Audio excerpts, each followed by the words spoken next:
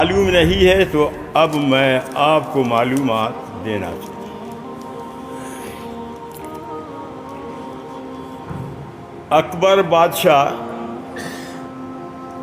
اکبر بادشاہ کے درباری ملا تھے، علماء سو سرکاری مولوی تھے جو اکبر بادشاہ کو مشورہ دیتے تھے، مشورہ دے کر کے حلال کو حرام، حرام کو حلال۔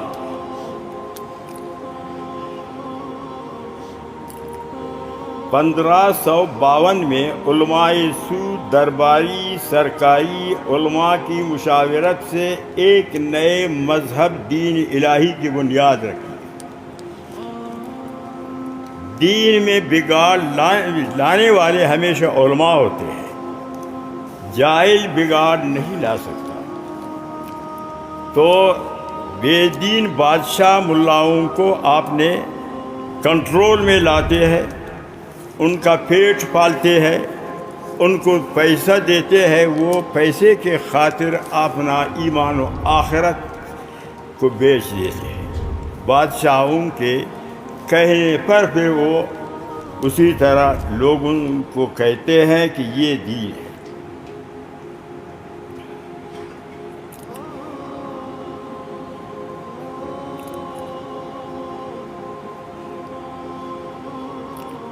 حلال و حرام کی نئی خود ساختہ شریعت واضح کی گئی۔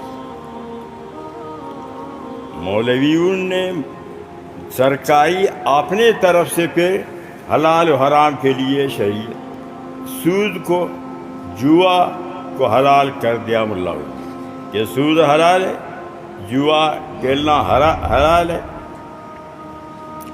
آئلی قانون بدل دیے گئے، حلال جانوروں کا گوشت کو حرام، حرام جانوروں کا گوشت کو حلال قرار دیا گیا۔ یہ اکبر بادشاہ کے درباری سرکاری مولویوں نے یہ کام کیا۔ اچھا، تو بڑے منصب پر یہ فائز تھے، ان میں سے چند کا نام: حاجی ابراہیم سرہندی، قاضی خان بدخشانی، ملا عالم کابلی، ملا ابو سعید تاج الدین، ملا ابو الفضل فیضی۔ یہ درباری ملا تھے، سرکاری ملا تھے، ان کی مرضی کو کس چیز کو حلال کہیں حرام، بادشاہ اس کے مطابق عمل کرے۔ تو جب حالات اس طرح بگڑ گئے، ملا عبداللہ سلطان پوری نے حج کے اسقاط کا فتویٰ دیا کہ حج ہے ہی نہیں۔ حاجی ابراہیم سرہندی نے بادشاہ وقت کو سجدہ کرنے کا فتویٰ دیا کہ اس کے لیے سجدہ کیا جائے۔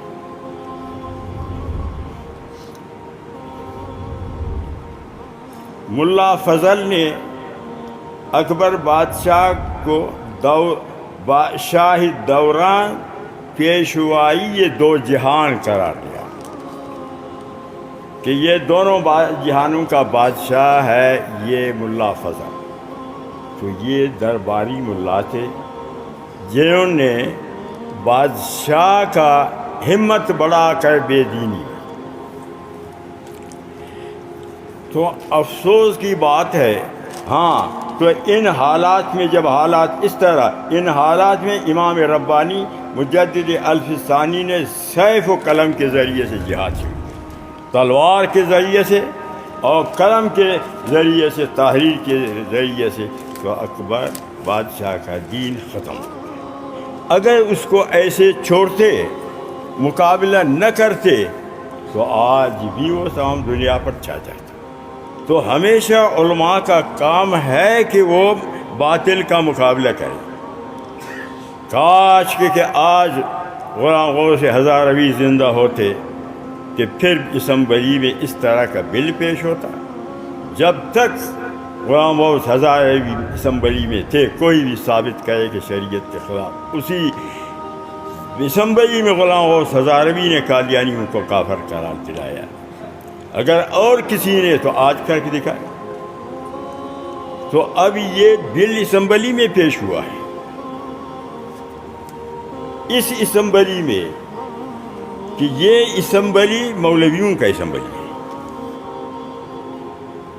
اس حکومت کو مولویوں نے لایا، اس حکومت کے لانے والے مولوی ہے، اس حکومت سے جو بھی شریعت کے خلاف کام ہوگا تو یہی سرکاری مولویوں کے گردن پر ہے، یہی ذمہ دار ہے۔ اسی اسمبلی کے اندر آؤ، شریعت کے خلاف علماء لڑتے رہے، علماء کو پکڑ کر اسمبلی سے باہر پھر علماء آتے تھے کہ ہمیں قوم نے اسلام کے نام پر نمائندہ بنا کر بھیجا ہے، ہم نہیں جائیں گے۔ ان کو کھینچا گیا، گھسیٹا گیا، لیکن وہ اپنے موقف سے نہیں۔ آج اسمبلی میں یہ بل پاس ہو رہا ہے، مولوی بیٹھے ہوئے ہیں، افسوس کی بات ہے۔ تو آپ کا علمی غیرت کہاں گیا؟ آپ کا ایمانی غیرت کہاں گیا؟ آپ کے ہوتے ہوئے یہ بل پاس ہوتا ہے تو آپ مقابلہ کرتے، آپ نہ چھوڑتے اس کو۔ اچھا، تو اب آپ کے چلو بس سے آپ نے وہ بھی نہیں کیا، بزدلی کر لیا، سمجھا نا؟ نہ ایمانی غیرت دکھایا، نہ قومی غیرت دکھایا، نہ اسلامی غیرت دکھایا، نہ پاکستانی کا غیرت دکھایا، کچھ نہیں کیا۔ تو ابھی استعفیٰ دے دو۔ کیوں استعفیٰ نہیں دیتے ہو؟ استعفیٰ کے بجائے بلوچستان کے حکومت میں شامل ہونے کی کوشش کر رہے ہو کہ یہاں بھی پھر وہ بے حیائی کا بل آ کر پیش ہو جائے، کیونکہ ابھی جمعیت کا کوئی فرد نہیں فاقہ اس اسمبلی میں، تو یہ اسمبلی کچھ نہیں کر سکتی۔ جب کہ یہ فا والے داخل ہوں گے پھر ویزا جو صاحب بھی حکم جاری کرے گا۔ اچھا، وہ بل کیا ہے؟ کتنا بے حیائی، کتنا بے غیرتی! مجھے پورا یقین ہے کہ قوم اس کو قبول نہیں کرے گی۔ ملاؤں نے قبول کیا، اپنا غیرت ایمانی کو بیچا، لیکن قوم نہیں قبول۔ نسوان بل پاس ہو گیا، مولوی موجود تھے، لیکن قوم نے قبول نہیں کیا، مسترد ہو گیا۔ بل کیا ہے کہ مرد کو عورت بناؤ، عورت کو مرد بناؤ۔ استغفر اللہ ولا قوت۔ تو کیا میرا تو ضمیر نہیں مانتا ہے کہ آپ لوگ مرد ہو کر اپنی کو عورت بناؤ؟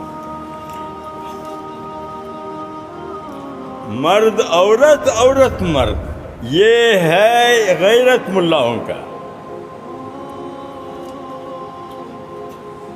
تو یہ حکومت مولانا فضل الرحمان صاحب کی حکومت ہے کہ اس میں اس طرح کا بل پیش ہوتا ہے، اس طرح کا بل منظور ہوتا ہے۔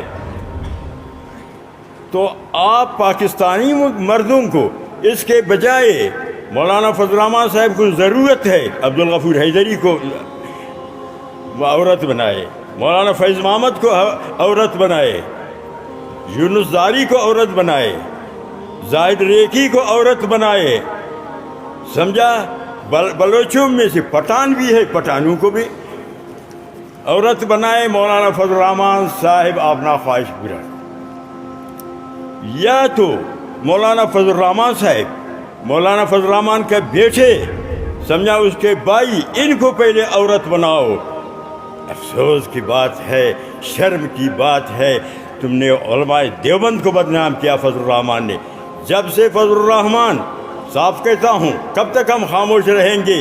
سمجھا نا؟ یہ وہی درباری سرکاری ملا بن گئے ہیں اکبر بادشاہ کے۔ جب سے فضل الرحمان امیر بنا ہے، ان کے عمارت میں جمعہ ختم ہو گیا، اس کو غیرت نہیں آیا۔